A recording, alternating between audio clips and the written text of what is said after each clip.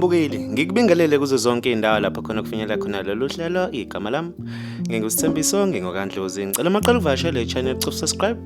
Kanti uma ukuthi usibuye kwesibili ngikubingelele futhi ngamukele ohlelweni. Wembukeli usheshe wafika kwesimuzi kubantu abasicoshele ngenyama ngesikhathi iloli belithwele inyama livelelwa ingozi emgwaqeni weN2 esifundazweni saKwaZulu-Natal. Umshayeli weloli kubikwa ukuthi uhlulekile kulawula lapho seliphuma ngaphandle komgwaqo inqola bisibheke phezulu. Ababehamba ngezimoto bezidlulele emgwaqeni banele babona inyama intweza emoyeni enye isaphazeke phansi emgwaqeni bathi sibone babe sebeqonda khona ukuyodidiliza. Kanti ke wembukeli okuhle ukuthi akekho limele noma udlulile emhlabeni kulenhlekelele yengozi. Wembukeli bekuyizona-ke lezi bengikuphathele zona kuleli hora. Ngizocela bekuvo lakho kwe-comment section mayelana nalolu daba. Ngizokubona kwenye ividiyo elandelayo. Ngithi usale kahle.